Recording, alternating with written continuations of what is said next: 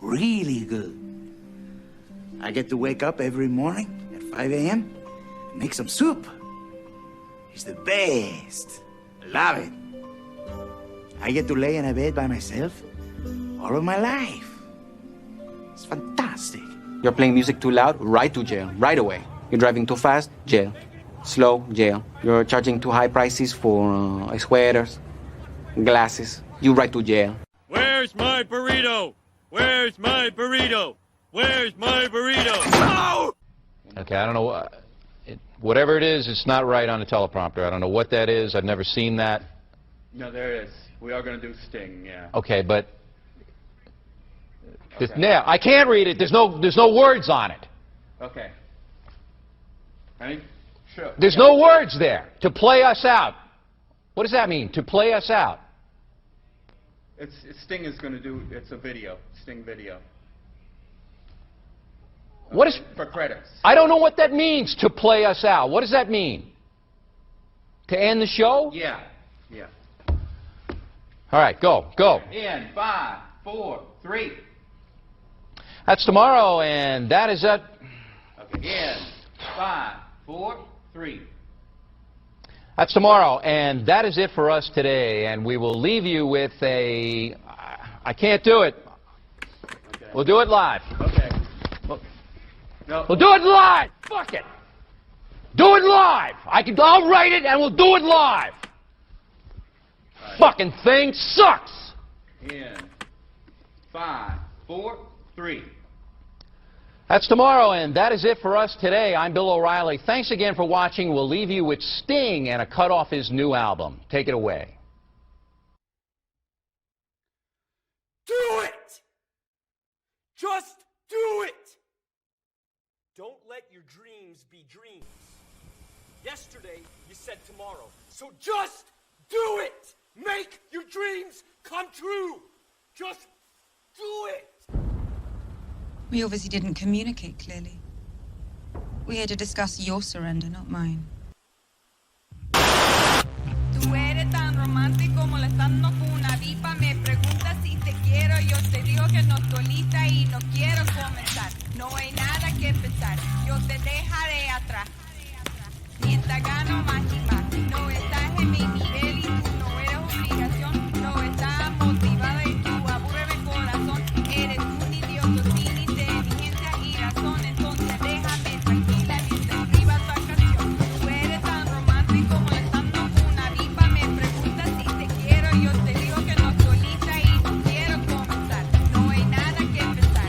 Yo te dejaré atrás. Mientras gano más y más. No estás en mi nivel y tú no eres obligación. No estás motivado. Corazón. Eres un idiota sin inteligencia y razón. Entonces déjame tranquila mientras escriba tu canción. Estoy aquí a disfrutar. Estoy aquí pero quiero gozar. Si quieres a mí pero vamos a bailar. Cintura a cintura, papi, tra, tra, tra. Bailando, gozando y me gusta tomar. Pero no quiero pendejos que no quieren respetar. Déjame pendejo, papi, ya no más. Déjame pendejo, papi, ya no más. Estoy aquí a disfrutar. Estoy aquí pero quiero gozar. Si quieres a mí pero vamos a bailar. Cintura a cintura, papi, tra, tra, tra. Bailando, gozando y me gusta tomar. Pero no quiero pendejos que no quieren respetar. Déjame pendejo, papi, ya no más. Déjame pendejo, papi, ya no más.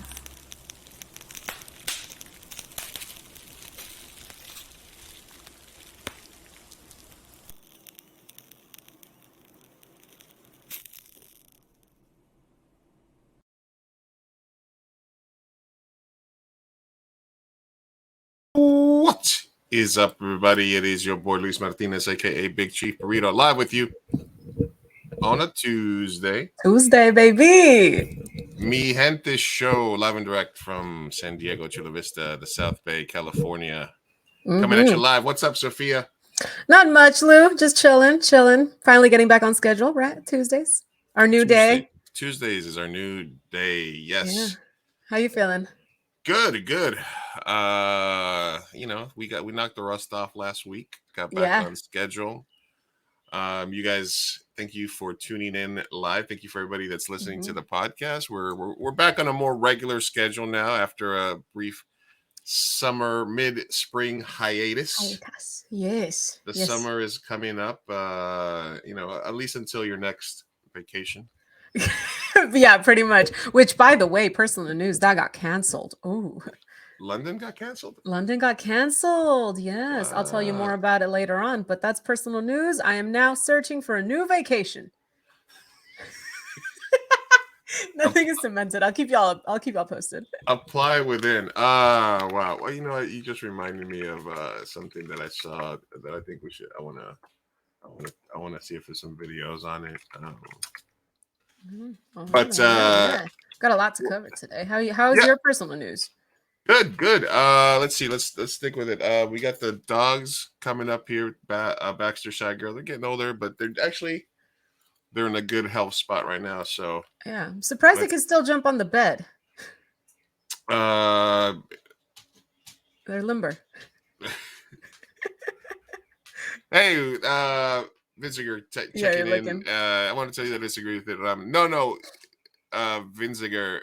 What I meant to say about Ranma is that I watched that when I was in Colombia, so I remember it as Ranma y medio, Ranma and a half, and it was dubbed in Spanish. So that's what I meant, as in it's not a Latino anime. It's just an anime that I watched in Latino. In Latino. that I did that. So thanks for tuning in early. Yeah, thanks for letting us thanks, Vinziger. Welcome. Yeah, I watched Dragon Ball Z in Mexico in Spanish, so everything is like in Spanish when I think of Dragon Ball Z for me. Yeah, and I went back and forth with like the Simpsons too. Simpsons in Spanish is a whole trip. But yeah, that was that. Let's clarify that. Personal news. Let's see what happened. Uruguay won the Under-20 World Cup. So what? Uruguay, yeah! Uruguay campeón del mundo. So that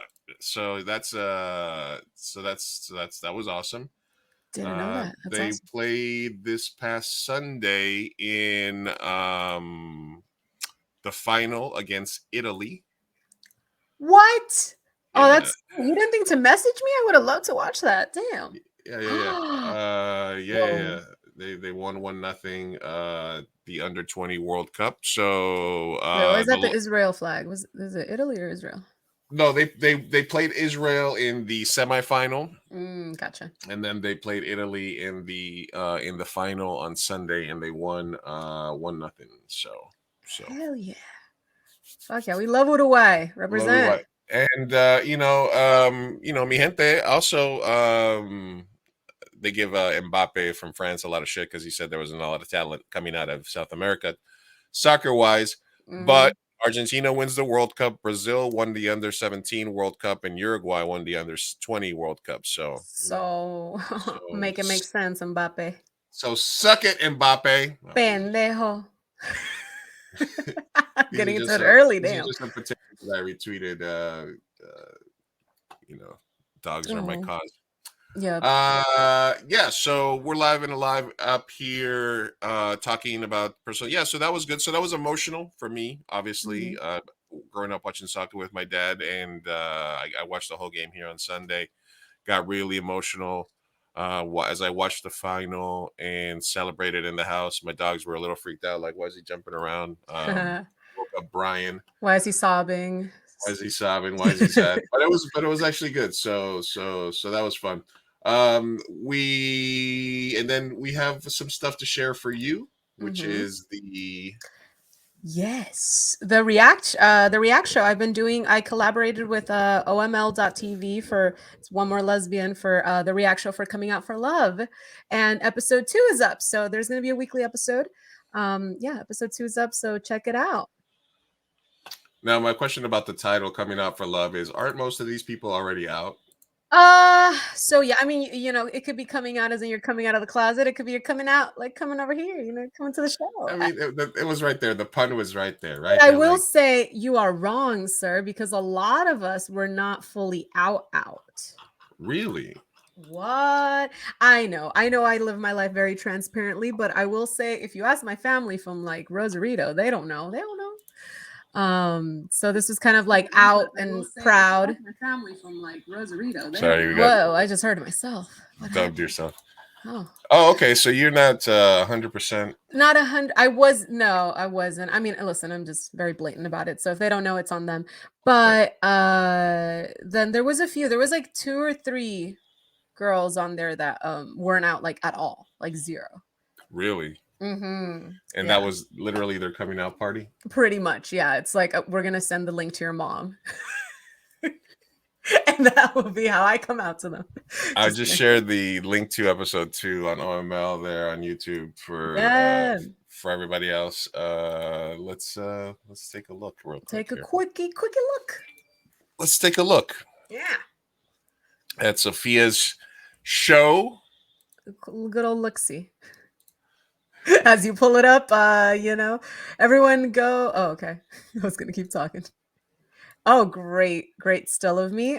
Look so good. And welcome to the second episode of Wait, What?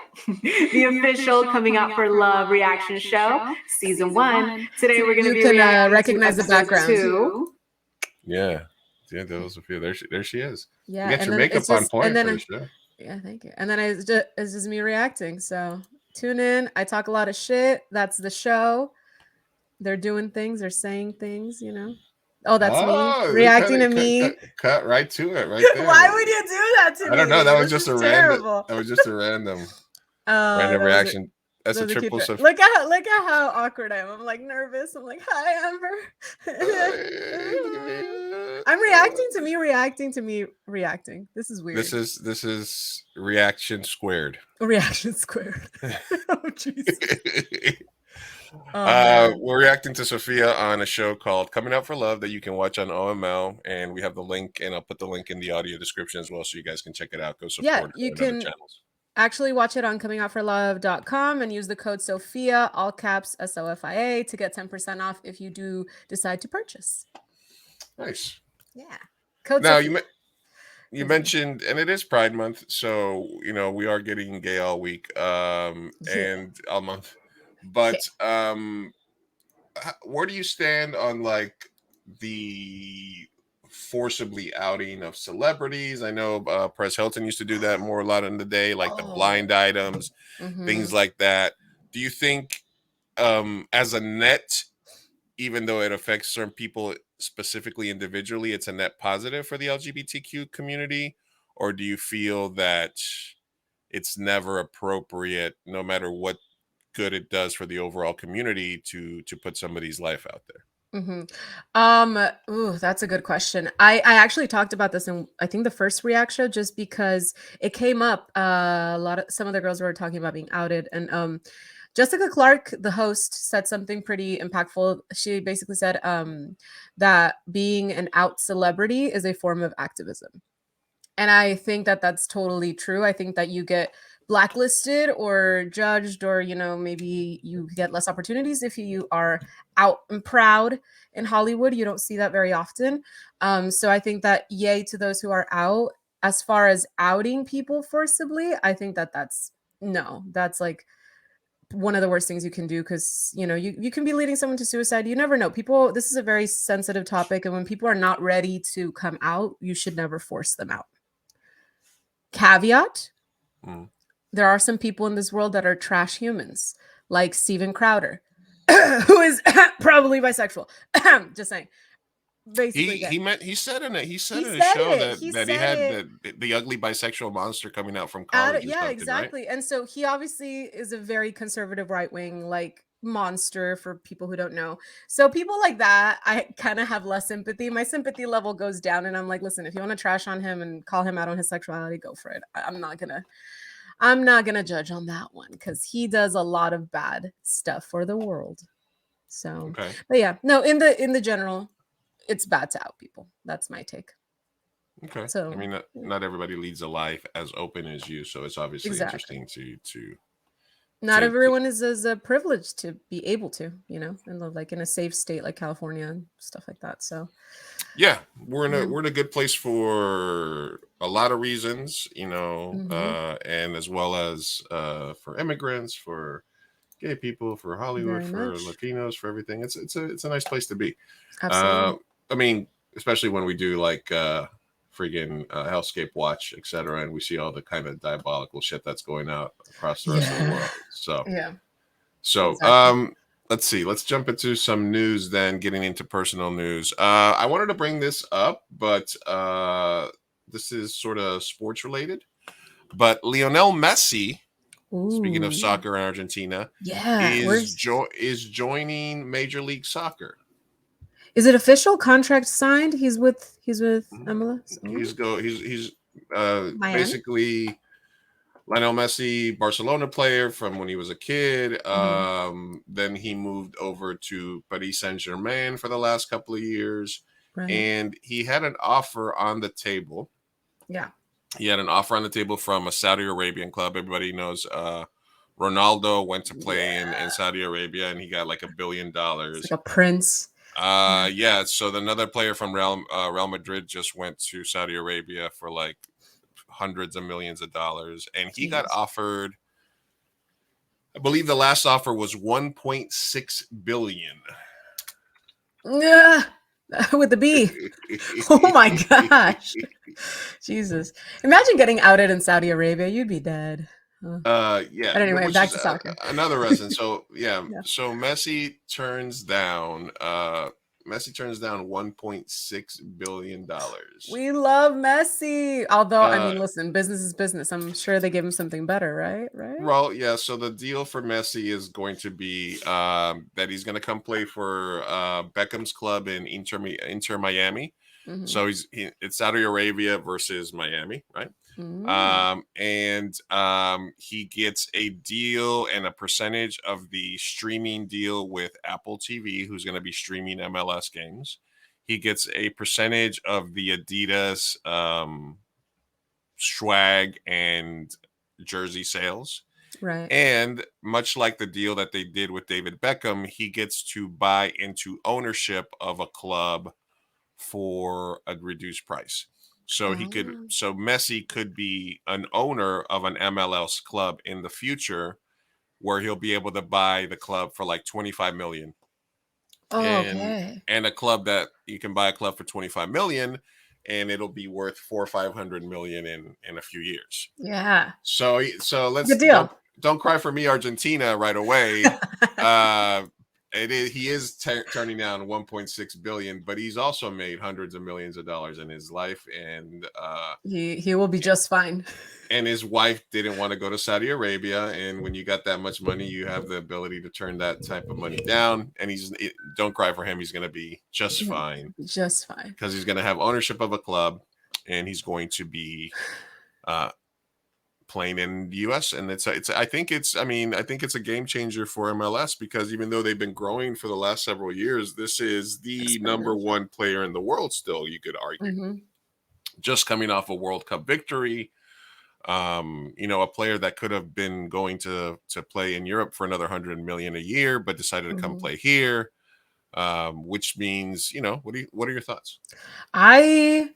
Well, listen, so half of me is always like, I love the sport soccer, but I hate the politics and the money and the corruption behind it.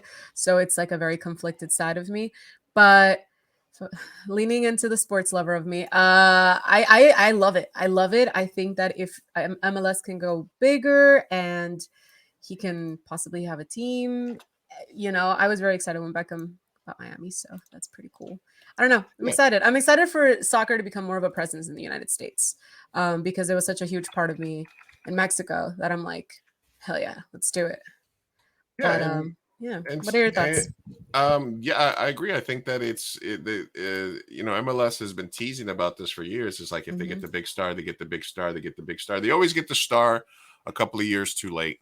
They always get the star like after their star has diminished a bit. They still got a name. They get these players that, they either get like the players that are sort of fringe, that do really well here but aren't really that popular, or they get the player on their downward trajectory on the back end of their career. So this is a guy that's still at the apex popularity wise. He's got like I think he's got 7 million or 400 million followers on Instagram or something ridiculous. Jesus. He's very popular. He's the There's most not popular. many people on Instagram. Jesus. He's the most popular player he's the most popular player in the world still up to this day. So I think it's Yeah. great. And it's also great because we might be able to go see him play in San Diego in a couple of years because San Diego is getting a Major League Soccer franchise. Oh man, dude, I'm so sad because I've given the Padres so much of my money, and I'm like, do I really want to start repping another soccer team? Like Cholos is right there. I love Chivas. Now there's gonna be SD team. And the answer is yes. Because the wave is already doing amazing, and so I'm like obsessed, and I'm like, fuck. Now there's gonna be a male soccer team. Yeah, no, I think honestly, and Major League Soccer was founded in what year did Major League Soccer start? Major League Soccer started, I think, in the early 2000s. Beats me. And I believe that, or 1996. Okay, 1996. But I was not, and this is going to be a first for me, I was not super attached to the first New York City teams, the New York City Red Bulls, because I don't know. And then New York City got a second team after that, but I was already living outside of New York. So even though I still root for like the Mets, the Jets, the Knicks, the New York City teams that I grew up on, I have no real connection to the teams that are in MLS that are repping New York. So this will be my first San Diego team that I'm going to be. You're saying you would go hard for San Diego? Yes, I am going to. Wow. I am going to, and I was like, man, LA Galaxy, LA FC, they're to LA, you know what I mean? And like I said, the Red Bulls and then the other New York teams, they seemed, I don't know, for some reason I wasn't attracted to them because it was, I think it has to either be in the city that you're living at the time or in your youth that you sort of pick up on that, right? Yeah. So I wasn't really too hard on that, but I am officially going to be jumping on the bandwagon, and this will be my first professional San Diego team that I'm going to be rooting for hardcore. I mean, I That's like it when kind of exciting. Yeah, I like it when the Padres do good because it's always good when the home team wins. I like it when the Chargers do good, et cetera, et cetera. And I really hope eventually San Diego gets a basketball team. That's what I really hope San Diego gets. That would be cool. I don't know, man. The rent is going to go up. I mean, it is. The rent's already going up. True. Yeah, we're in too deep here. San Diego needs a basketball team. They do. I mean, Oklahoma City has a basketball team. There's no excuse for San Diego. Right? Kansas has a soccer team. Who wants to go to Kansas? Yeah, San Diego finally got an MLS team. They've been teasing it for so long. So I really, I'm excited about that. Yeah, I'm excited too. Not excited to spend a lot of money on their merch, but I will. And I recently got into hockey too, so it's like, really? Yeah. Who are you rooting for hockey-wise? So, okay, there's been people fighting over who my allegiance should go for.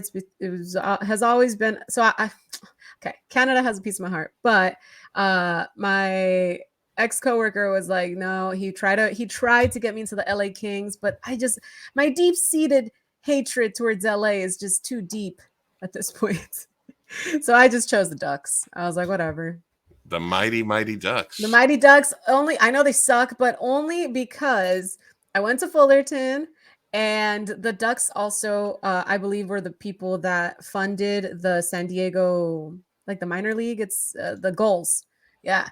So, okay. It'd be cool if the Gulls, if San Diego got their own hockey team, it was. Yeah, man. San Diego needs to act like a big city. Yeah, what the hell? Let's do it. We should talk to someone. Yes. The San Diego gente.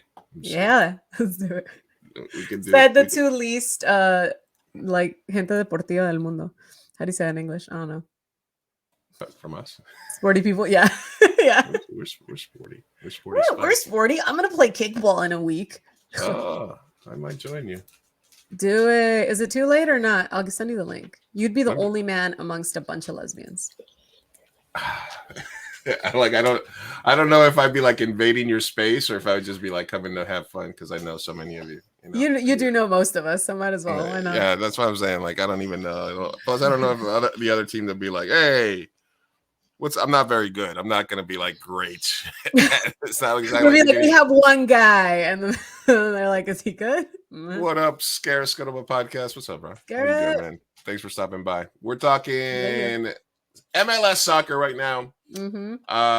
But there were two major events that happened last week when we first started to go live. One of them was the Trump indictment. Indicted. Which allowed me to jump on this. Wait, this I sometimes you just jump on the internet at the right time, and you get to make the first comment on a thing. You know what I mean? It's like kind of like one of the ways that you can get. Yes. And Trump, you did not, did you? I'm trying to find it right now, but because a lot of people were. So basically, comment though? No, I didn't get the first comment, but I just had. But it was a very easy joke that was out there. So it was literally it was an easy joke to make, which was Trump has been indicted on 37 counts against him, and 37 counts. I already know the joke. So right away I was like, in a row, which was the old Clerks meme. Where he found out his girlfriend had sucked 37 dicks. You're so dumb. Oh my god. And try not to catch any more charges on your way across the parking lot. So for a moment, everything was right because the joke just told itself. It was like 37 charges in a row. So that was good. So the Trump indictment happened. Cyro, what's up, Cyro? Yes, we're back, baby. Better than ever. All right. So that would happen. And then one other thing happened that we have to talk about. It was a Pride Week miracle, Pride Month miracle. All of your Pride prayers were answered. Yes. As the horrible, evil piece of shit that was Pat Robertson passed away. So we got to give him R.I.P. Bozo. R.I.P. Pat Robertson. It was a Pride Month miracle. Okay, we are tasteless human beings. We are celebrating the death of an evil man. But listen, it was terrible. R.I.P. Pat Robertson. Pride Month miracle. Evil. Lizzie's in a box. Sorry. We were doing Lizzie's in a box too, so we're not. Listen, it was happening. Listen, this man lived to 93. Okay, that is 90 years too many. Okay. As an evil piece of shit. All right, let's. So evil. So we're gonna watch this quick video, which is titled "The Horrible Things That Pat Robertson Said in His Lifetime." In case you thought there was some good coming out of this man. Robertson has died at the young age of 93. The cause of death was that he was 93. But in all seriousness, his family confirmed that he has passed away, but they did not give a reason for his passing. Obviously, he was up there in age. Now, before we get to some details about his life, how he became a prominent force within the evangelical movement. R.I.P. Why don't we remember him for who he really was? Burn in hell. Sorry. What is this mac and cheese? Is that a black thing? It is a black thing, Pat. You might get AIDS, can you? If people have AIDS, you got to be careful. I mean, the towels can have AIDS. And the Bible says, if any man will not work, let him not eat.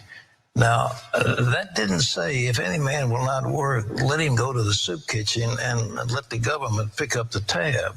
Something happened a long time ago in Haiti. They got together and swore a pact to the devil. They said, we will serve you if you'll get us free from the French. I'm talking about the cheating. He cheated on you. Well, he's a man. Okay. There are a bunch of people who are just bums. And if these people are out drugging themselves, let them starve to death. Oh my gosh. May he rest in peace, Jenks. Yeah.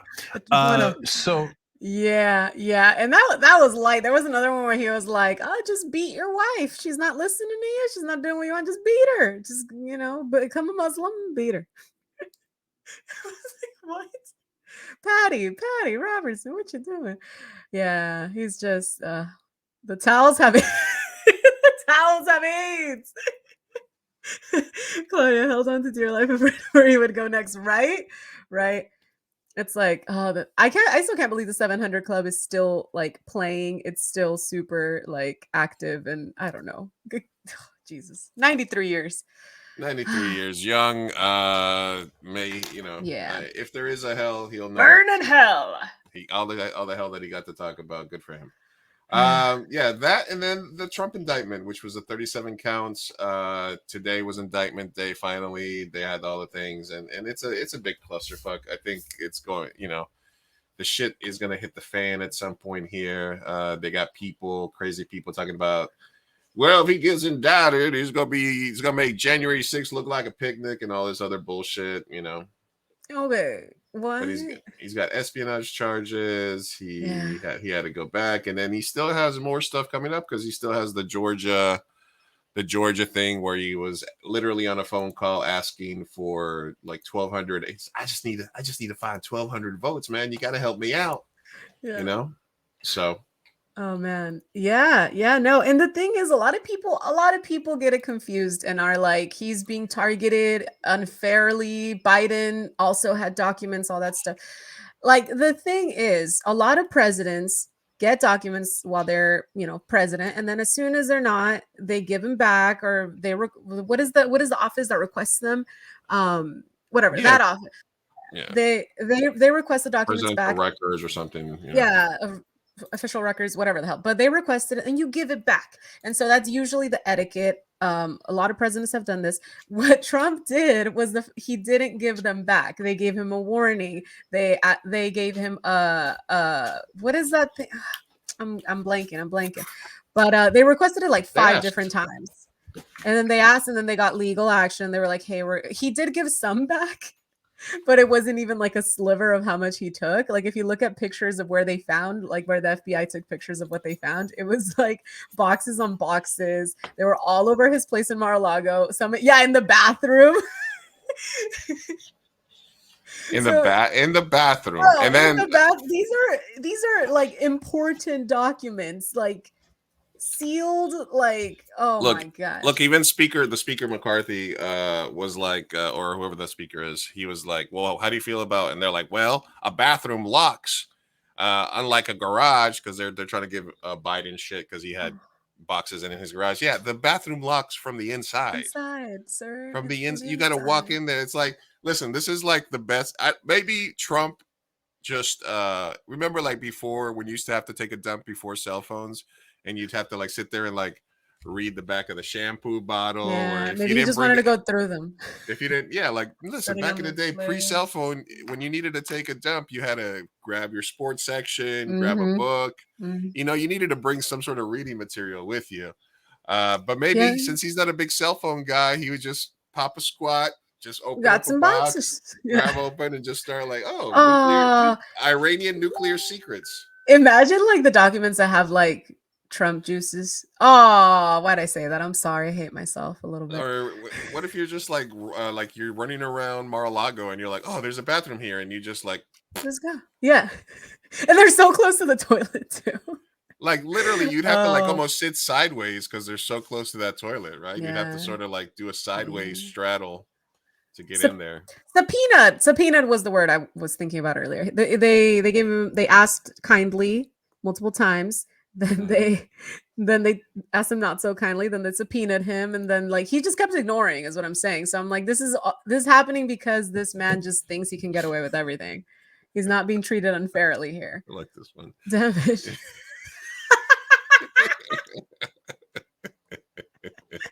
She's a 10, but she stores documents in the bathroom. She's a 10, but she stores illegal documents like this. Oh man. So yeah, it's gonna go to jail. I don't know. This has to mean that he at least can't run, right? Like he's being charged. You can run from jail, Sophia. You can run from jail. Really? Yeah. Oh, this he can country. He can run and be president from a federal prison. The bar really. Oh, Jesus, the bar really has fallen, because I remember being in elementary school here in the Americas, And they would tell us, you can dream of it you can dream of being anything. You can dream of even being the president of the United States. And that was like the highest bar, you know? Mm-hmm. And now it's like, what do we tell our children to aspire to? Yeah, storing documents in a bathroom, I guess. Let's not shine a UV light on those documents. Oh, cochino. No, shine a UV light. Where are you gonna get more of an explosion at, like a Motel 6 or like there? Yes. So it's funny. Yeah, and like you said, you said it. The main difference there is that Mike Pence had documents, Biden had documents, but when they were asked, "Can you give us those documents back?" they were like, "Yeah, sure, here, you know, here you go. Here they are. Oh yeah, my bad. You know, we had documents. Oh, peace. Yeah, here, take them back. Take them back. We love it. It's truly just negligence, but it seems to be biting him in the ass, so that's nice. His followers truly are idiotic, though. They won't care. They're going to defend him to the death, I think. But yeah, no, please, absolutely. It's not fascism when they do it. It's not a crime when their guy does it. They're absolutely in love with him, and they're never ever going to turn their back. It's most important. For what's most important to them is that it's their guy, and they just at some point they bought into it. Look, and Trump even is sort of like, you know, he's great for ratings, he's great for content, you know. Even in his last speech, he was like even talking about like the issues. He's like, 5 years ago, you know, 5 years ago, Trump was standing on stage with an LGBTQ flag. There was LGBTQ for Trump was a thing, right? There were then and then even today on the thing, he's like, hey, I talk about Texas, I talk about this, nobody cares about it. I bring up the trans thing and people go nuts. And so he's like, and he doesn't believe in shit except money, obviously. So for him to just, and he says the quiet parts out loud all the time. He's like, I guess I got to talk about this trans thing all the time. He's a true narcissist. I think he just like, you know, says whatever gets him claps, and then he's like, they love me.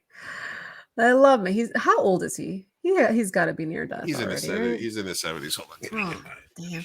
Puerto Rico. Throwing the Puerto Ricans. So one of my favorites.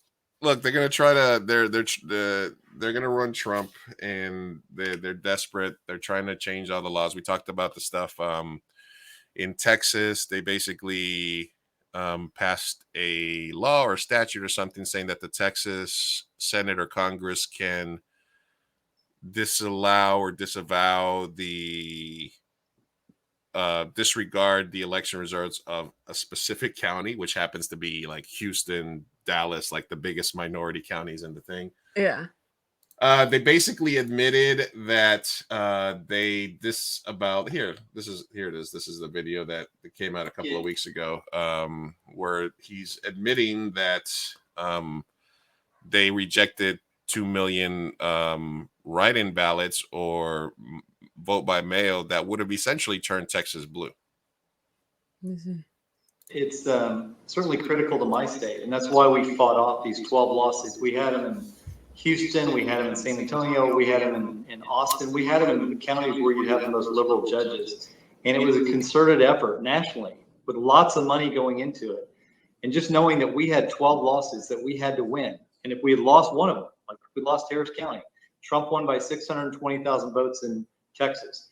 Harris County mail-in ballots that they wanted to send out were 2.5 million. Those were all illegal, and we were able to stop every one of them. Had we not done that, we would have been in the very same situation. We would have been on election night. I was watching election night, and I knew when I saw what was happening in these other states that would have been Texas. We would have been in the same boat. We would have been one of those battleground states that they were counting votes in Harris County for 3 days, and Donald Trump would have lost the election. Why is he proud? What? Because this is disgrace now. Impeach former Attorney General Ken Paxton, who's so fucking racist and so corrupt that even Republicans voted to impeach him in Texas. So, wow. yeah, Beautiful. even Republicans voted to impeach him in Texas, which is Damn. He done fucked hilarious. up. Yeah. The other way that they're going to try to battle this is by trying to avoid getting young people to vote. This was something that happened, raise the voting age to 21, bring back the draft. Gen Z is a disaster that requires emergency correction. So they want to try to make Come it on, tougher Gen Z. for college students to vote. Yeah. Well, Gen Z and boomers are having a battle on TikTok. It's hilarious. And millennials and Gen X are just like, oh. Yeah. I'll see if I can find it and send it to you, but it's fucking hilarious. What are they? What's the fight about? It's just a TikTok of a lady that was like stand-up comedy, but like she said something about like, oh, Gen Z, they don't know how to write letters. They don't know how to write in cursive. They don't know how to like listing off all the things that basically have died. And they were like, call me when you know how to update your computer. Call me when you know how to whatever. Like everyone just like PDF file. PDF file to yeah. It was great. It was just like, dude, like, what do you say? The youth are rude people. Like, you're dying off. You're dying off. Look, it's not going to matter in the end. Like, this is just like, rage against the dying of the light is essentially what it is. Let's see, what do we got here? Yeah. So we are covering those things. RIP, Bozo, Pat Robertson, 37 counts of indictment. What do you guys? I'm trying to find a link here for a couple of things that we need to promote as we get forward. But if anybody else, what else happened? So, okay, here you go. So, this is just I thought was funny. So Adobe Premiere is starting to play around with AI. Oh. So I specifically wanted to, if you looked at our thumbnail. Is partially created by AI. So what I asked AI to do was, this is what I asked for. I said a studio for podcasting for 2 people. I wanted an image like this. I said a studio that is set up for podcasting for 2 people with 2 microphones and a big rainbow background because I wanted like a pride ride, right? Okay. So this is the first image that AI created after I said that. What the fuck? Yo, not gonna lie, I kind of like it. No, I mean it's pretty good.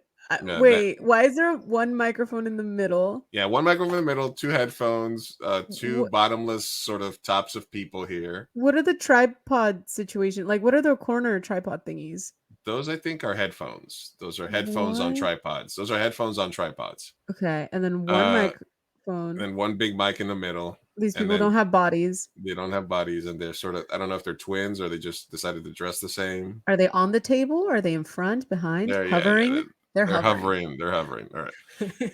then it made me this one. Ooh, artsy. A little bit better, right? Then this one has just a bunch of microphones. It was like microphones, rainbow background. Yeah. And then essentially I used a little bit of this one. But this microphone. Ooh, I do like that one. But that microphone is like attached to nothing. This is just a floating microphone. This part here. So this is the one that I used as a base for our thumbnail for tonight. But I just thought, I liked it. Yeah, it's not horrible. AI is trying. It's doing a solid job. Solid. Yeah. All right, so that's what's up in AI. All right, so we got a couple of other things happening, and then what have you. But before we get too far into this, we also want to talk a little bit about entertainment. So as I get a few things here set up, let's go ahead and bring on our entertainment correspondent. Let's do it. You love her. We love her. She's a...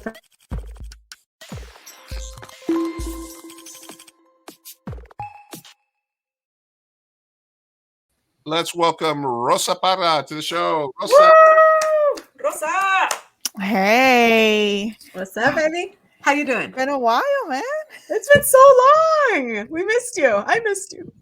Oh, I missed you guys. Sophia's not allowed to take any more vacations, Rosa, because we were itching the pod, and she was all the way prancing around Europe. La la la. It was great. How was it? Oh, it was amazing. It was amazing. Too short, but that's all I got the funds to do. So yeah. How was life over here? Time flies when you're having fun. Oh yeah. It's been great actually. A lot of movies been coming out, a lot of TV shows, but just recently covered La Live, the Los Angeles Latino International Film Festival. Had the immense pleasure of moderating 2 panels for Q&As, and man, it's a blast. Absolutely loved it. Yeah, Rosa's doing big things out there. How did you get that hookup? What was the thing? Did you just they were just like, hey man, we need what hookup? Rosa. She's Rosa. Come on, she can get a no. ¿Sabes qué? There's times where you just have to like present and like push yourself, and all I did, and I kid you not, was send them an email because I was approved for press credentials to cover the festival. Beautiful. So then I don't know, a little voice inside me said, you know what? Just tell them that you've moderated panels before, and if they need anybody or anything, that you're willing to do it. And that's what I did. I emailed them offering my services. The next day they were like, well, we have 2 panels that Amazon would be interested in you to talk to the cast. And one of them was With Love and the other one was Primo. And I was like, yeah, let's do it. That is amazing. So it was, man, it's still surreal. I'm seeing those photos and it's surreal. Wow. Nice. And when did you moderate for Ana Lidia? Because I've had her on my show before. Dude, it was when she had her short film. I think it was Lola. It was years back. It was like right at the beginning of the pandemic. Years. It was like a couple years ago. I know we screened it at the festival as well. I remember that. Mm-hmm. And she was one of the very first people that just was very forward and no BS with that woman, and she tells it like it is. And one day she's like, well, if you want to moderate, we're gonna have a virtual screening of it, and a lot of the supporters are gonna be there if you'd like to moderate the thing. And I never thought that I was getting into film criticism to do it, just moderating or do any of that. I just thought I was going to be behind the screen criticizing and and spewing my venom, but not necessarily showing my face. And when it was offered, it was just a challenge, and just getting outside of my comfort zone, that it's had a ripple effect. And if you would have told me back then that I was going to be talking to some of the most talented people out there, I would have, like, my little brain would have exploded. Oh my gosh, that's amazing. Nice. Well, let's talk a little bit about what's been happening and what's coming up in the world of film and TV. Let's talk Flaming Hot first. I just finally got to finish watching it on Hulu the other night. And I liked it. I liked my thoughts on it was that it was very well made, and that the thing that I liked the most about it, because it was basically, I don't want to say that it was like the Queen's biopic, like retelling of somebody's life, because obviously he's an important person in marketing and sales and stuff like that, and they sort of, they do sort of romanticizes a little bit. But the thing that I loved the most about the film was that it was sort of in our voice, if that makes sense. That it felt like for Latinos by Latinos, right? For Mexicans by Mexicans in a sense. So I enjoyed it. I recommend that everybody go watch it on Hulu, because the numbers are good, but they could be better. But how do you feel about it, Rosa? What did you think when you watched it? I had a good time with it. I very much enjoyed it, and dude, I think Eva Longoria did a really great job directing this feature film. Yeah. Was this her first time directing, do you know? Feature film, yes, because last year at Sundance I saw her directorial debut with a documentary, La Guerra Civil, which chronicles the boxing rivalry between Julio Cesar Chavez and Oscar de la Hoya. It's a great documentary. I don't think it's been acquired yet, so hopefully after Flaming Hot and now with everything that's happening hopefully she can get that documentary out there. But you know what? I liked it. I had a good time with it. No, it's not a perfect film. So some of the dialogue and some of the writing, of course, does goes down that cheesy cliche route, and it's supposed to. It's part of the genre, I guess. Pero I do know what you mean when you say that it is made by us. Because there's some little pieces of nuggets, whether they're cultural references or just the way you express yourself or the way you say something or deliver something that just feels like, okay, I have somebody, or I know of somebody who says this or says that, or even myself, right? And certain little pieces, like, I'm gonna be completely honest, like towards the end, you already seen the movie, when just writing your name appropriately and having the little tilde on top of the end and making it that ñ, and just having that there is just so powerful to me, to for somebody to actually pronounce your name accordingly. It's a big deal, so it's something that only us would know. Like, you have no idea how many times my name's been mispronounced, because not everybody. Para. Yes, soy perra. Look, yeah, absolutely. As somebody who, when I first got to this country, was bastardized as Lewis in school. I was called Lewis in elementary, in junior high school, in high school, my whole life until I moved to San Diego, and this is where I felt, because I think in New York the Latino and the minority cultures were all sort of blended in together a little bit. It was more like a New York culture than a Latino culture, I think. But when I got here and I met, somebody that a friend of my mom's, and he was like, Luis, and I was like, yeah, it's Luis. And then from that point, he's like, yeah, so just tell people, and like when they pronounce it. And even to this day, I was having a meeting with some people, some Latinos in there, and then during the meeting, they could call me Luis, and I was like, Luis, Big Lou, Fat Lou, Louis, just not Lewis. That's it. You can pick a bunch of things, but not Lewis. There's no O in my name, so that 100% tracks, Rosa. Yeah, I mean, Carrillo. That's a yeah, mouthful. they can say Timothy Chalamet and Saoirse Ronan, but they can't say Louis, right? Yeah. Saoirse Ronan, exactly. Like, come on, you can say that, but you can't say Carrillo. Yeah. And it also felt like because we got robbed of the MCU Luis recap, and they didn't put him in the new Ant-Man movie for some fucking reason, and it did sort of have like this feel of like if he was sort of telling the story, sort of that that MCU feel as well. Yeah, those sequences were hilarious. I Yeah. absolutely love them. Yeah. Those are like the best parts of those movies, and then they like decided not to, and then everybody was like, we should get a whole recap, and they were like, no, you get nothing. You get one show at a time, one movie at a time. Stop asking for more. All right, tell me a little bit about Primo. We talked a little bit about it, that it's on Freevee last week, and I started watching it, but I haven't been able to binge it all the way through. What are your thoughts? I loved it. I've seen it multiple times. Really? I guess 7 times already. I'm like, should I say the number? Should I say the number or not? You should always It's say the number. hilarious. This from the woman that went to see Top Gun like 18 times. That's what it was. It was Top Gun, yeah. Yes, that's me. Guilty.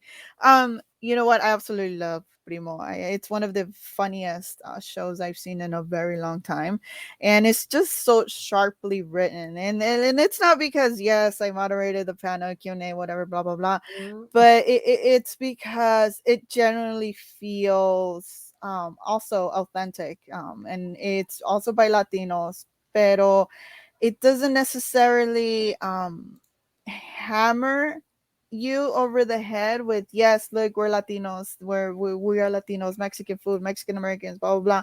It's more of the familial dynamic, and having a group of people coexisting under the same roof, regardless of their philosophies and their ideas and how they approach life, and so on and so forth. So, man, it's hilarious. I absolutely loved it, and I cannot recommend it enough. Go check it out, because it's heartfelt. I there's various sequences where I'm laughing at one time, and then within a couple of seconds I'm like, oh my god, I'm about to cry. What's going on here? It's just well balanced with humor, but also I'm emotionally invested in these characters, and it's unexpected at times because you don't expect to be emotionally moved by people just simply either paying tribute to somebody who passed away, and in such a serious moment they throw in a few jokes, but yet they still manage to make it emotional, which is rare to balance those two things. So yeah, I absolutely loved it. I'm excited to watch it. Yeah, I queued it up and I started watching, but then I had a bunch of stuff happening, so I definitely, like, right away I was like, okay, this is gonna be good. I'm just saving it, but I'm definitely gonna binge it. So if you had a question last week about is there any LGBTQ representation in the show? Oh yeah, in the show, yeah. And Primo? Mm-hmm. Yes, just out of curiosity. I don't know. That's okay. Okay, I we'll didn't catch catch any in season the 2. beginning of it, but we'll be watching it. No, I don't think so. No. It's a show, right? So there's gonna be multiple seasons. Hopefully, if it gets picked up. Hopefully, yeah. Yeah. We gotta support it. Gotta we gotta watch it. yeah. And it's, you don't have to Especially if it's subscribe that to anything. good. It's on Freevee. So you can definitely watch it. Okay. Polly says no representation. Nope. Short answer. All right. Well, Yeah. thanks. I've been watching The Queer Ultimatum, so quality, really high quality television here. It's Pride Month. I had to prioritize that. But Primo's coming right after. I'm almost done binging it. All right, we're gonna keep talking here with Rosa for a little bit, talk a little bit about With Love, Spider-Verse, and a couple other things happening in entertainment. But I did want to take a second, since Cyro's in the chat. Cyro, what's up? Cyro works for the Humane Society here in San Diego, and I'm somebody who supports all types of causes for animal support, rescuing animals, etc. So I'm putting the link in her chat to her personal donation page. It is the time of the year where this Humane Society is asking for donations for all the work that they do. They do a lot of great work in San Diego. I support a lot of animal charities, including the Humane Society, including the one that I work with personally, WeSaveThePuppy.org as well. And look, this is my cause. This is one of my personal causes, animal abuse, and the fact that even though we've known for a long time that we need to spay and neuter our animals, people still don't do it. I believe that in the cultures, people of color cultures, and Latino, African American, Asian, Indian cultures, we have a weird relationship with animals. And sometimes we feel that they are lacking something in their lives if they're not having to be the ability to be parents. Dogs aren't parents. They give birth, they're annoyed by their puppies, and that's it.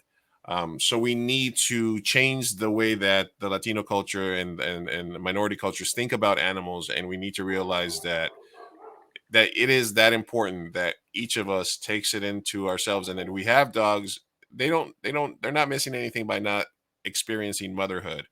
All right. They're not going to have the joy that Rosa had last week when she got to go to 2 different graduation ceremonies. You know what I mean? They don't need that. They just need to be healthy and loved.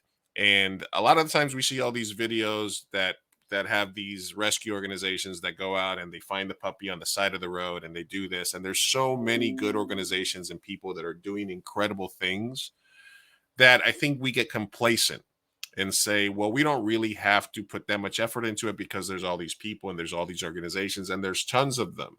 Marley's Mutts, We Save the Puppy, Humane Society. But the fact is all those people, all those organizations, all those nonprofits are overrun because there's so many dogs left to fuck, just like you and I.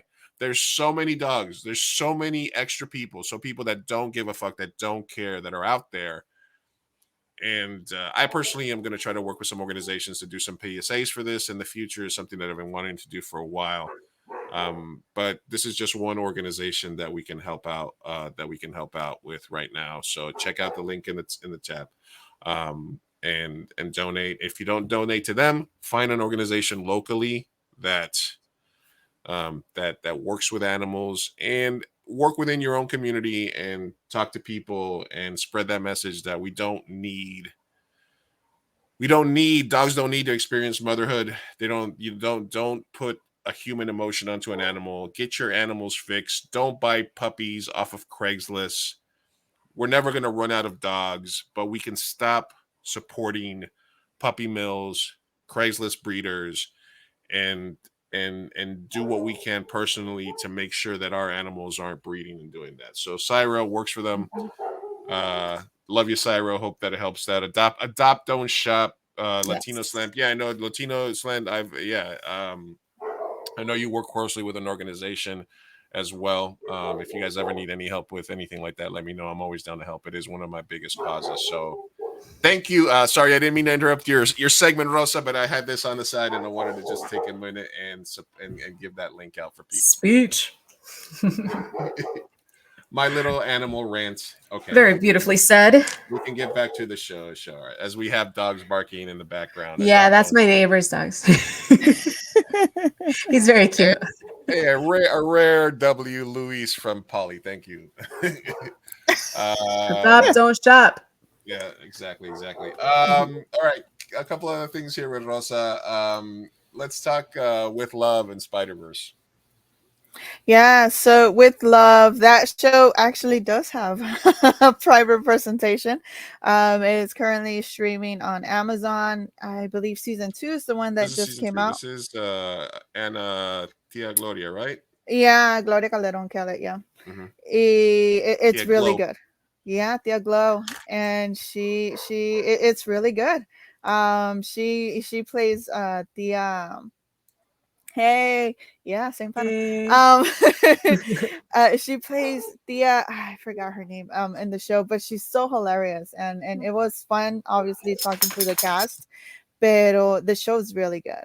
The show very much does deeply dive into the familial dynamics, but also it's not judgmental. It focuses more not necessarily on the trauma of these family members, but on how we deal with it and how to respect other people's viewpoints and take advice and so on and so forth. It's a really good show. Highly recommend checking it out, and it's streaming on Amazon. And there's another season that just and you can do 2 full seasons right now, right? Because the first season came out, and now this is season 2 that just popped off, right? Correct. Yes. Yeah, I met Tia Glow a few years ago for a panel that I moderated at the San Diego Latino Film Festival. Came down for one day at a time. So I've been a fan of hers, and she's a great follow on Twitter. She always gives a lot of great advice and stuff like that. So we have to support those shows, especially now. Because, and another reason is because since there's a WGA writer strike going on, there's no productions happening. A lot of stuff's getting stalled.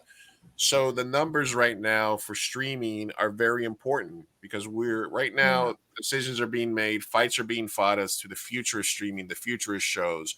So if we can show out right now, and these shows With Love, Primo, This Fool, all these other shows that we have need support right now more than ever, so that we get over that hump. Absolutely. And then of course the Spider-Verse. Yeah, listen, it was short lived from Polly. The comment section. Stop kissing ass. It was short. He gives me the rare Lou W. Yeah. And then he just takes it right back, Polly. That's all right, man. That's all right. I'm gonna get you on my side one time, Polly. Let me know when you need me to come on and debate on your show. So let's talk Spider-Verse. I just recently re-binged the first Spider-Verse movie while I was at the gym. And I'm excited to see part 2. What the second part? What are your thoughts, Rosa?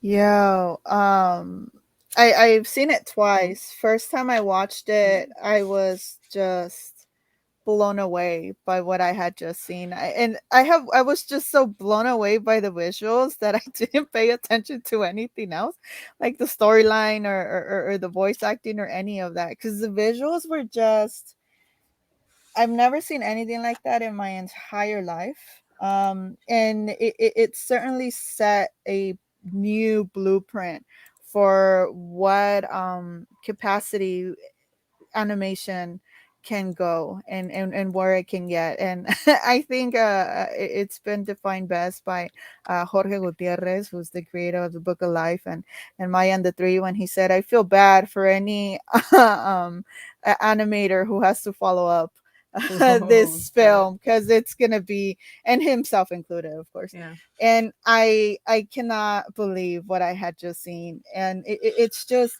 the designs, the visuals designs, that each world, each multiverse, and each world has a different design, color palette.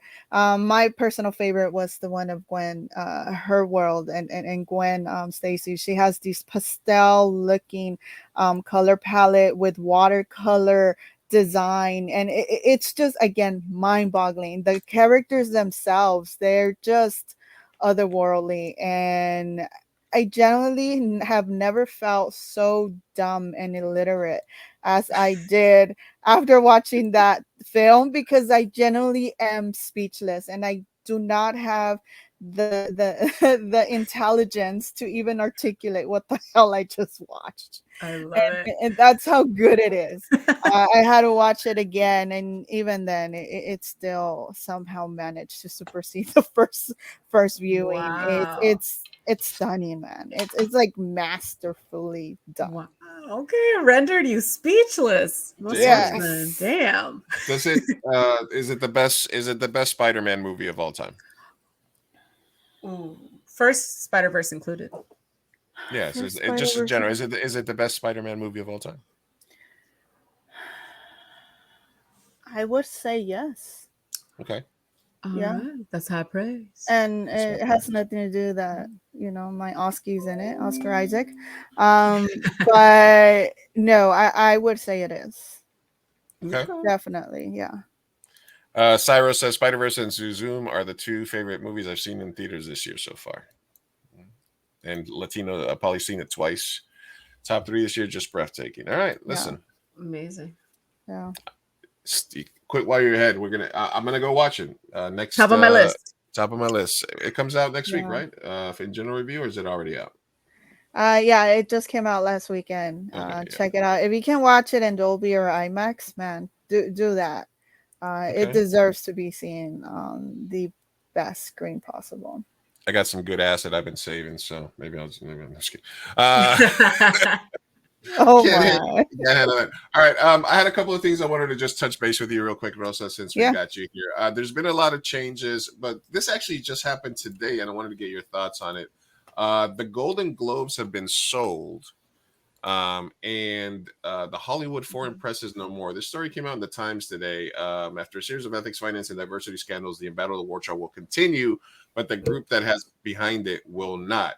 Obviously, as somebody that covers award show, we've had award predictions on the Oscars and stuff. We had you on for that. It's a big part of this part of the industry. What were your initial thoughts when this broke today? And did you sort of see it coming, or what did you think initially? I saw a few clips here and there. I haven't taken the time to read the article or anything like that. It was expected, I guess, in a way, because of all the controversy that the association has been experiencing with diversity and all that. But frankly, I don't think much about it, as oddly as it sounds. The Golden Globes don't necessarily hold in my eyes, at least, a prestigious. It doesn't resemble anything prestigious to me. It's just more of a this is where a lot of these celebrities come to hang out, and it's more of a. It was the party one, right? Yeah, you got TV and movie people mixed in together, and it was the one where they were openly drinking and openly sort of partying and stuff like that. So it was sort of that, right? Right. Exactly. Okay, got it. On another note, though, it also set the pace for award season. A lot of the people that won the Golden Globes kind of won the Oscar as well. So I don't know, right? Well, unless you were bought out and you were forced to vote for somebody, then that's true. You probably. All right. Here's the next question, Rosa. I'm gonna put 2 movie tickets in front of you. You can walk into the movie theater on the left or on the right. In the left, Oppenheimer. On the right, Barbie. Which one are you watching first? I'm a big Nolan fan. I have to go with Oppenheimer. All right. Yeah, me too. You can watch, Barbie's more of a palate cleanser, I think, right? Yeah. Um, and how do you feel about this sort of prestige director? They sort of made a joke in this on Barry this season. Well, these prestige directors that are doing this like IT sort of IP property movies, like these big budget. What are your thoughts on that? Like what? Like Greta Gerwig doing Barbie and like Greta doing Barbie and the girl that the lady that did the MCU movie and stuff like that. I mean, if that's what the directors feel like they want to do, I mean, I have no get that money, right? Get that paycheck. Yeah, get the money, get the paycheck. Pero I'm not heavily critical of. Oh yes, I can't have a. I don't know who people think it's a prestigious director. Everyone is different, but yeah, for them to just be boxed in and just direct a certain type of films or genre of films just because that's what's expected of them. Don't necessarily agree with that. I think directors should be able to go out there and taste the waters, and if they want to direct an MCU, let them do it. Or if they want to do a Barbie or an Oppenheimer or whatever, why not? I find no controversy behind that. No hate. Yeah. And just a couple more things here, Rosa. What is it that you're most excited about for the rest of the year that you haven't already watched? Is it Dune 2? Is it Blue Beetle? Blue Beetle? Yeah. Okay. Blue Beetle, hands down Blue Beetle. All right. All right. A lot of stuff got pushed back. There's an article today about all these films that got pushed. Yeah, I was gonna say, wait, did Blue Beetle already come out? What was Blade got pushed back. A couple of other things got pushed back. There's movies that are coming out in 26 now that were coming out this year, but right now, like the next things that are coming out that I think I'm most excited. I don't know. I'm sort of morbidly interested in seeing the Indiana Jones movie, and kind of see what they do with that. And then next year, just because of the Minion, Kung Fu Panda 4 is what I'm excited. I'm excited about taking, because he's a huge Jack Black fan. He loves Kung Fu Panda, so I'm just excited to go see that with him and whatnot. Nice. All right. There was one other article that had come up. Oh, actually, here, this is quick because you saw the new Wes Anderson movie, right? You saw Asteroid City. Yeah, Asteroid City. Yeah, I just watched it a couple of days ago. And listen, I've been writing with Wes since Bottle Rocket, since Rushmore, his first two movies, and the Royal Tenenbaums. After that, for me, his aesthetic took over, and my thoughts on Wes Anderson for his last like 5 or 6 movies has been that they're cute premises, but what saves the movie is the fact that he's so popular that he can get all these amazing actors to come be in his movies, and I think that the cast he can get is what saves the films for me, but the aesthetic and the cuteness of it sort of got too much for it. Is this more of the same, or how do you feel this compares to the rest of his filmography? Well, I've been his recent movies. I don't think I've seen his like the first ones that you just mentioned, but anything he's done recently, I'm a big visual person, so I don't mind sitting down for 2 hours and seeing his aesthetic, the color palette that he utilizes, the framing of these characters, and the delivery of their very stoic and monotone delivery of the dialogue that, if I'm not mistaken, a lot of it he writes. And Asteroid City, it's more of that, more of, yes, you have these big name actors and the visuals kind of similar to his previous films. Pero there's a lot. This one has, his characters are a bit more, I don't want to say dimensional or versatile, because they're kind of similar to previous films, but somehow these characters, I don't know, I was engaged in these characters. I was invested. And for that alone, I was like, okay, this is a bit different. And the overall message is just of dealing with grief or just going out there and trauma. It's dealing with trauma and and something as small or superficial as just like if you're an actor and you have to go out there and like read a script or something, that you don't have to fully understand everything that you're doing to just go out there and do it. It's just has these little nuggets of that. I liked it. I very much enjoyed it, and it was I want to see it again. It's one of those movies that I'm definitely going to be checking out again. I think it has a limited release this upcoming weekend, if I'm not mistaken. Well, my favorite Wes Anderson movie is Rushmore with and Bill Murray's in it. That was his second movie, and then Bottle Rocket was his first film with the Wilson brothers. And those films are nothing like his sort of.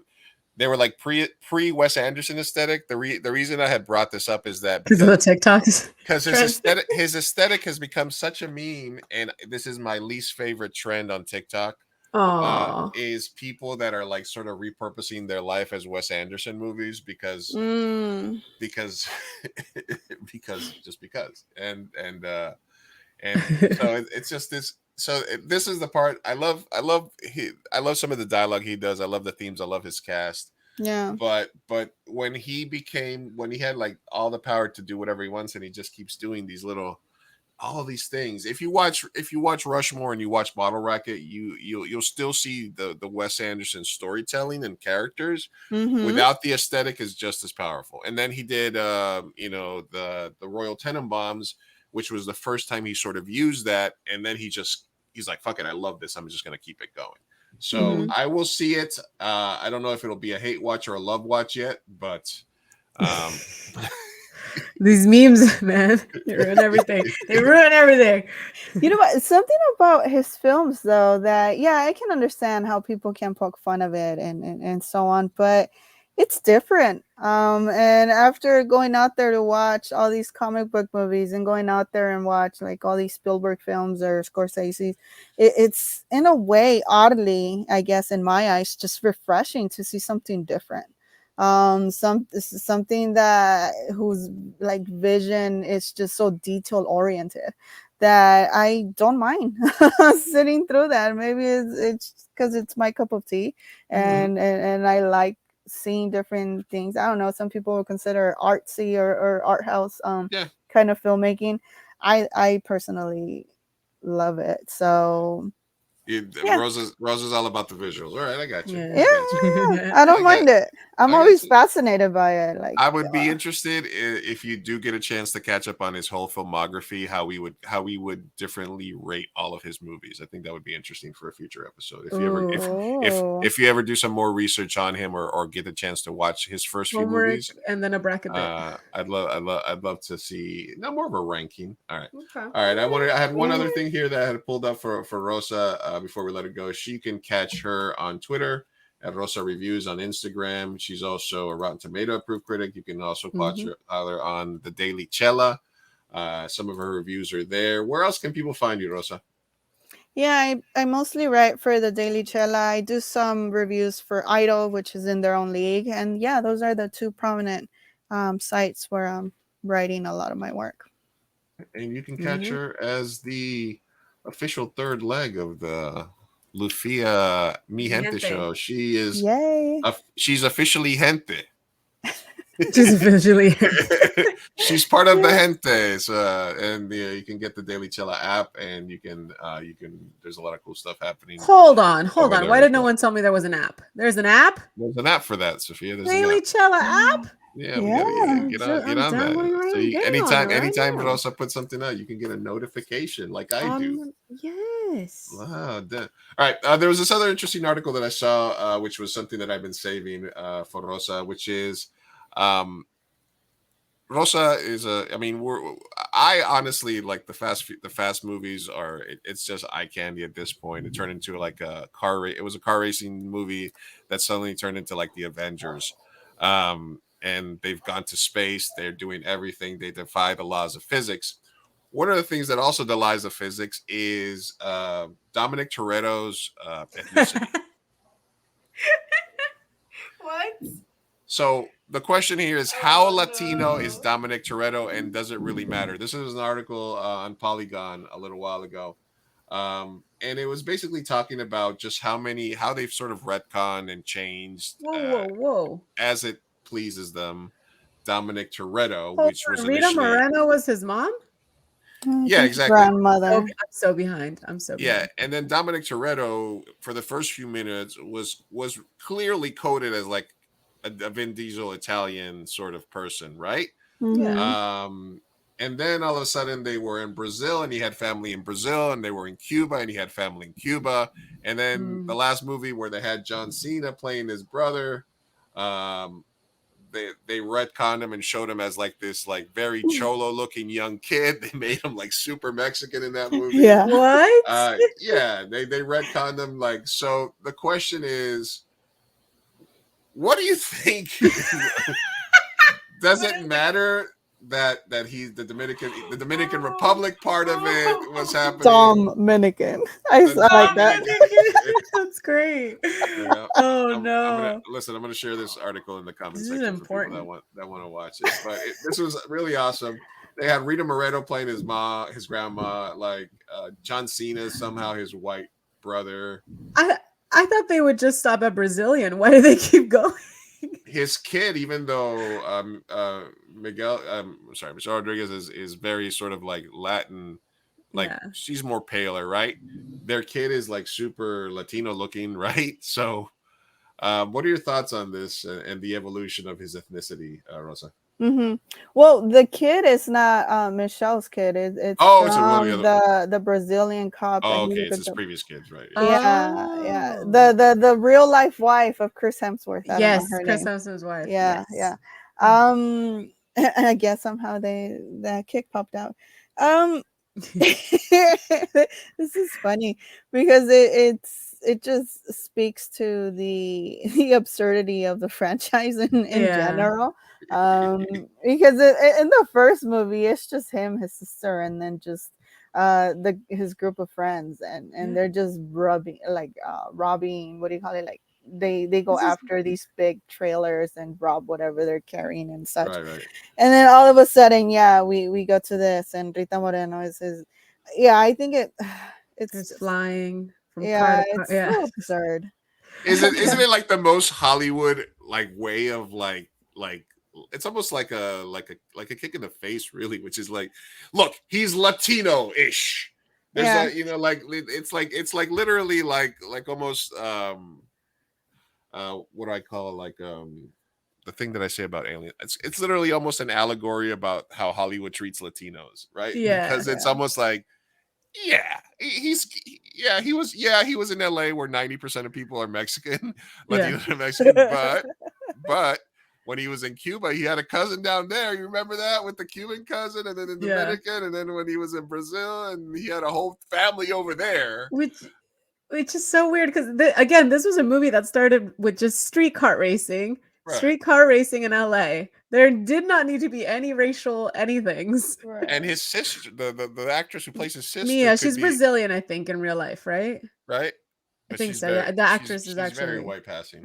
Yeah, maybe they were like, oh, the actress is Brazilian, we can do that. Anyway, I just thought it was super interesting that I don't know whether we need to put him up there with like Latino film icons or not. These films, man, they just became, I don't know what they became. It's good times. It's just absurd. Like absurd. Absurd is the word. The film did so poorly. I'm sad to report at the box office that it's already on demand. Like you can go and watch. Yeah, it's already on demand, so you can go just rent it and just watch it at home, even though it came out like last month or something. Did you ever like these movies? And if so, at what point did you check out?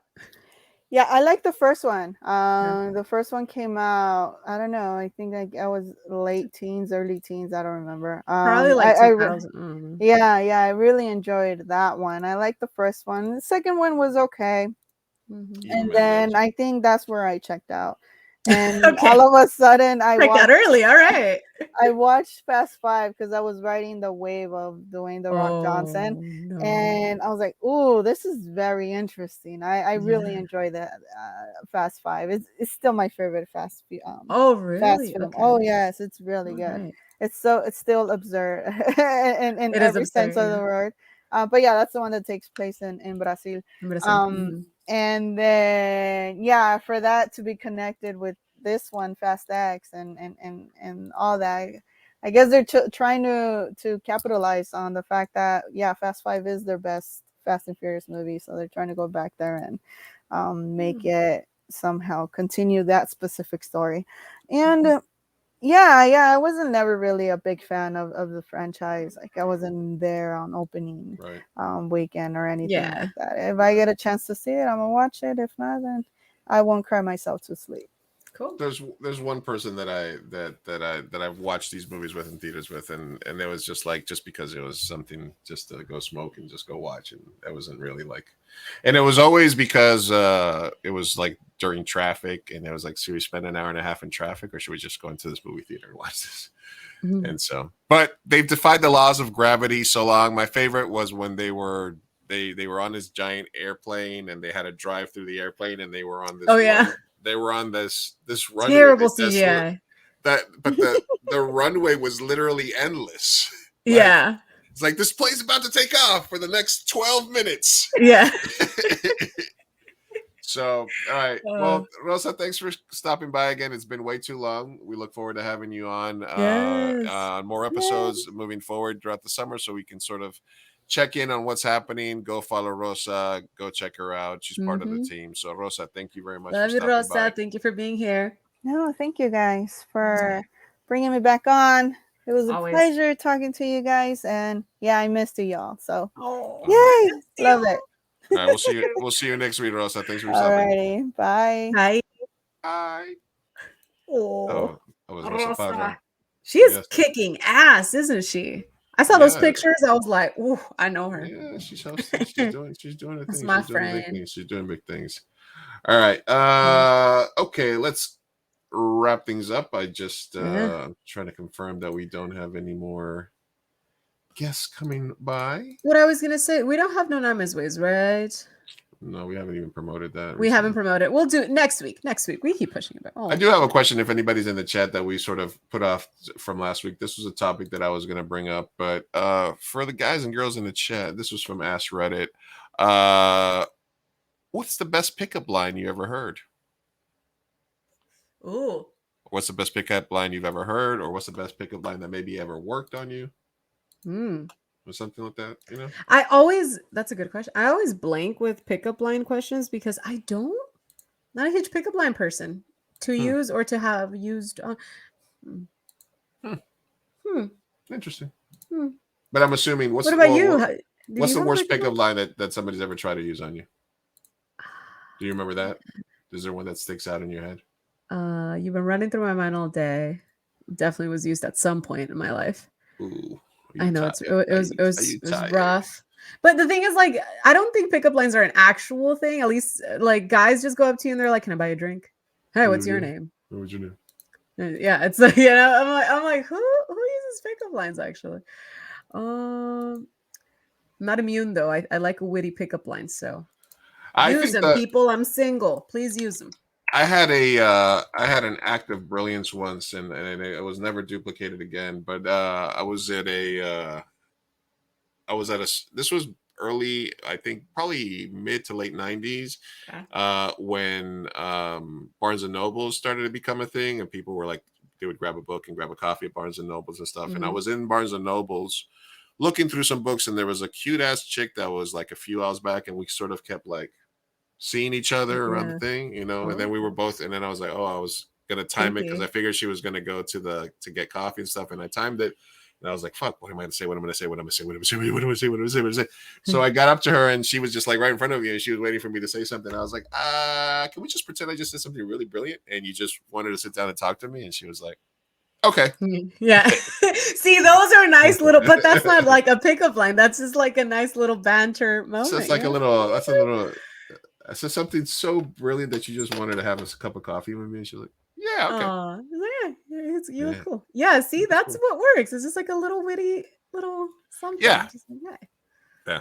Improv. That was because I've been going to a lot of improv there. There you go. Yeah, absolutely. Someone looked at me up and down at a bar and said, "You look like a superhero."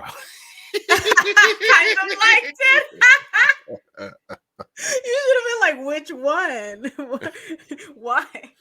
Follow-ups. This requires follow-ups. You look like a you look like a superhero. You look like a superhero. I'm gonna use All it. right. Yeah. I'll so if anybody back. has another one, put it down. Let's see. I use it this weekend. I'll report back. All right. I'm gonna say as I crush through some of these tabs and push them on to our next episode. Crushing tabs. Reminder: fuck all homophobes this month. I hope you guys are having. Oh yeah. Wait, I love this one. Oh my god. Yeah. So, because if you actually put hashtag Pride Month on like Instagram or something, like this pops up because they spammed it so hard. They just thought it was so smart. Yeah. And then like go to the next one. Oh, is it Pride Month, Demon, Bible, bye. Bye. Whoa, Pride Month, emo.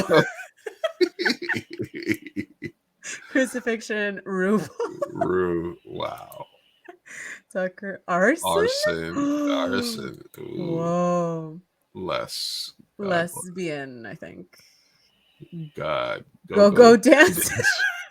Wow. Was God a go-go dancer? Was he? All right. In the "you're not helping" category this week, listen, we're trying to be allies here, but trans influencer banned for White House because they showed their boobs during a White House event. Look, the right's going to try to use every single. This is why they get freaked out about like the one story from a newspaper in Idaho about trans athletes or something, because they have to search so much for stuff that fits their narrative. Yeah. And their groomer pedophile narrative and the flag being demonic and stuff like that is obviously bullshit. And it'll stop meaning anything, because the same way soy boy stopped meaning and cuck and woke, because they take a term, they find a new term that they want to push, and then they just beat it to death. They just throw it at everything that they don't like, right? Yeah, and then it's like meaningless. Yeah, but you're not helping when they're having an inclusivity and trans event at the White House, and you're taking your tits out. Oh no! You're not helping. Wait, I don't get what was this supposed to be activism? I'm not entirely understanding here. Yeah, she just flashed her breast at president at the Pride party. Oh, okay. Well, trans influencer decides, fuck it, let suns out, buns out, tits out. Yeah. And basically the White House had to like uninvite her to future events. Like, listen, they got a pride flag up at the White House. Come on. Yeah. Well, this seems more like debauchery pride stuff. Oh, and it's a spectrum. Yeah, it is. All right. It's a spectrum, and we respect it, and that was kind of the point of pride events in the past and pride parades in New York in the past, was to sort of normalize stuff like that and shock people to a sense so that the other shit is normal, right? But you're not helping. You're not helping the cause. Not at that moment. Everything else there was fine. Go to Mardi Gras. Yes. That was Mardi Gras behavior. Mardi Gras behavior. Wrong parade. Wrong parade. All right. And I was going to, I guess she's unavailable today, but I wanted to do a shout out to one of our constant friends of the show, personal friends. And she's having an event, Chicana Lily Studios Allies and Artisans Mercado, this June 17th and 18th.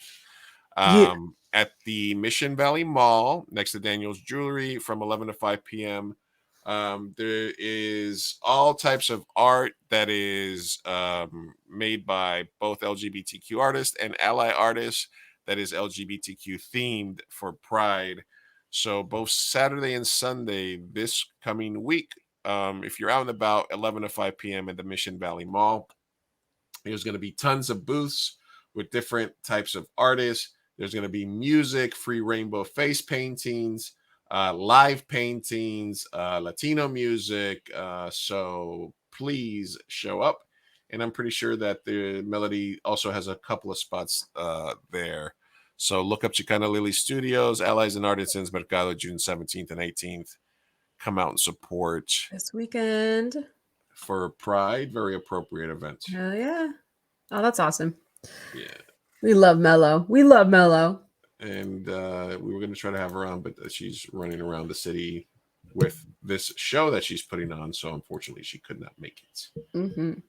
All right. All right. Let's wrap things up here, Sophia. Yeah, let's do it. Moving right along. Moving right along. All right. This was an interesting story that I saw a few weeks back. Let's get it out of the way here. A journalist made fun of a guy for proposing to his girlfriend at a KFC.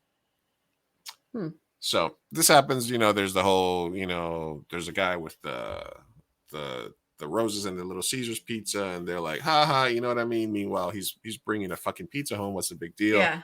Or, you, God forbid, you propose at McDonald's, or at KFC. And this was in South Africa. So SA men are so broke they even propose at KFC. They have absolutely no class. I mean, who proposes at KFC? So KFC South Africa. Fuck you. So basically the internet, as is apt to do, reacts, but then there's the internet does good things before, right? Hey,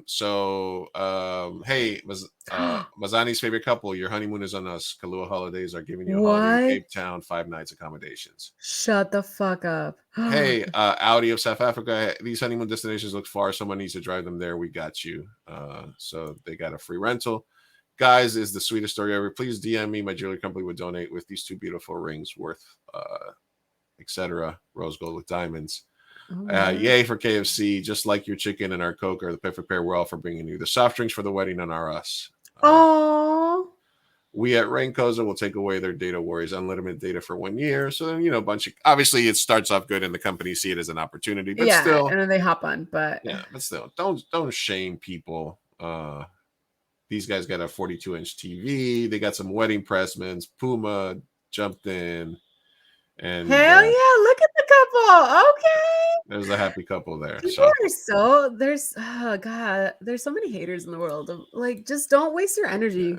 Truly, if you have a fucking nothing nice to say, don't say anything at all. Like, chill. Yeah. Although in this case, I guess it worked out, right? Yeah. I mean, it's sort of like the one that resonates is the fat guy dance party. Remember from back in the days where the guys try to shame this, this unit tried to dance before we started laughing at them, and then they were all the people. They had the giant dance party for them and stuff. Yeah. So that's like the peak of that. We love when it works out. We love when that works out. All right. Would you ever propose to anyone at a KFC or at a fast food chain? No. Okay. Well, damn, that didn't work out, did it? That's just my personal. I'm just a little bit more creative than that. I'm sorry. That's true. And listen, I mean, there's also there's no wrong way of doing it. I think every couple is very different. So if you have a little cutesy inside joke at KFC, whatever, maybe they met there, whatever, and then they're like, maybe they love chicken, and then he put the ring in the chicken, and then imagine it could be cute. Okay, don't shame people. Yeah. If your first date was at a KFC, or not maybe your first date, but maybe you met cute there or something like that. Yeah. It's an inside joke. Who cares, you guys? It's so cute. Love is cute, okay? Love is love, man. We're not gonna kink shame anybody here. No, absolutely. Let's see. This one, I don't think we should watch this. This one's got too many. I'll play it, but I'll mute it because you'll still get the same idea, right? Okay. This was a drunk white girl in Philadelphia, I believe. Okay. and she's literally like screaming wow. out. She's literally screaming out the N-word at everybody. Oh no! Didn't we see something? Oh hell yeah! That's right, bitch. Like she Is she literally crying now? She's like, she's "Ah." crying and saying the N-word out loud, and then she throws her phone, right? Okay. And then later on, she's getting mad at people because she doesn't know where her phone is, and she's just like attacking people. Oh, okay. Jesus, this is embarrassing. Yeah. Oh no, this is embarrassing. I mean, I feel bad in the sense that like she's clearly wasted. Yeah. But people just like be better. She's literally Why is she just attacking everyone? I would have taken her purse and made her day a little worse. Yeah, I think somebody actually did take her purse. Oh, good. Yeah, I would Right. just grab it and then be like, okay, bye. Yeah, like she's basically asking for it. You're asking to get literally assaulted, dude. Like, yeah, he's like, you know what I'm doing? I'm filming this. Look, and you can tell that she's screaming the word out loud in the middle of Philadelphia, screaming the N-word. Yeah, Oh my dude, god. this is like a new level of. This is like there's levels to this white girl wasted apparently, and she is passing. She's creating new levels. That reminded me of that one video that we watched about the white girl at the college that like was also like just screaming racist stuff at like one of the I think dorm people. I don't know, but Oh yeah. Don't. No, I think I think maybe I have the wrong thread, but there was one where like, yeah, they found her like in 2 seconds. Like, yeah, of course. Here's her Instagram. Here's all her stuff. Oh man, I'm so tempted to go see her Instagram right now. So, hey, that rhymed. I'm gonna take in her purse and made her do. I'm a poet, guys. Thank you. She's a poet. All right, and then I wanted to show you guys a picture real quick before we end our stream for tonight. I love that. All right, so how are we getting existential here? Yeah, this is my. Let me. All right. This is a picture of Earth. That little tiny white dot. This is called Pale Blue Dot. Is a photo of Earth that was taken by Voyager 1 in 1990 from a distance about 6 billion kilometers as it was leaving our solar system. This is what Carl Sagan said about the photo. Look again at that dot. That's here. That's home. That's us. On it, everyone you love, everyone you know, everyone you ever heard of, every human being who ever was, lived out their lives, the aggregate of our joy and suffering, thousands of confident religions, ideologies and economic doctrines, every hunter or forager, every hero and coward, every creator and destroyer of civilizations, every king and peasant, every young couple and love, every mother and father, hopeful child, inventor and explorer, every teacher of morals, every corrupt politician, superstar, every supreme leader, every saint and sinner in the history of our species lived there in one mode of dust suspended in a sunbeam. So again, just nothing a little matters. Nothing matters. Like I said, listen, why do we fight? Why do we have these fucking stupid ass conversations about shit? Why don't we just all eat together, make food for each other, have giant orgies and have fun when we're all on the same fucking planet? Instead, we created an economy, a money system, barter, all these horrible shit. When we are literally a speck of dust floating through space in an infinite amount of possibilities. Ya me la sé. We're nothing and then we only have this very brief moment in time to enjoy each other. So love each other, make some art, try better, have sex, have fun with each other, enjoy. Don't worry, embrace awkward moments in your life. Just live and enjoy yourselves. And don't be that drunk white girl yelling the N-word in the street. And don't go to Philadelphia, get drunk, and you can tell she's got no friends and do that. So and then cherish the planet that we have, man. Take care of it. Exactly. Yeah. Simple, people, really. If everybody just ate mushrooms together one day, and we'd wake up and the world would be a different place. We should do mushrooms. We should do a mushroom stream. I was on shrooms on our weed stream. Oh, that's true. That's true. Yeah. Sure. Anyway. All right. Well, there's that, guys. So we did it. We did it. Trump Indictment, Pride Month Miracle, Rosa's reviews, talking about movies. Go watch Flaming Hot. Go watch Primo. There's a lot of other recommendations. Go donate to animal organizations that we mentioned. Look out for Chicana Lili Studios event this coming weekend if you're in San Diego. And make sure that you guys are following us at Mi Gente Show on YouTube, Instagram, Twitter, everywhere. And search for Mi Gente Show wherever you get your podcast to help support the stream and the show. Yeah. Thanks for tuning in. And, thanks for tuning in, everybody. Polly, all the people that tuned in early, late, the lurkers, everybody else. We love you. Thank you for listening. And we'll see you. We'll try better next time. Peace. Hasta luego.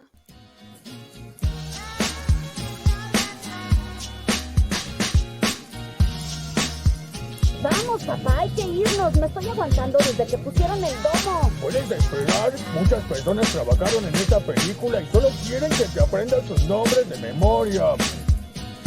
Y yo quiero asegurarme de que ningún animal resultó lesionado durante la filmación de esta película. ¡Listo! ¡Uy, palomitas en el suelo! Oh. Espera, parece que Maggie tiene algo que decir. No, su primera palabra. ¿Qué escuela?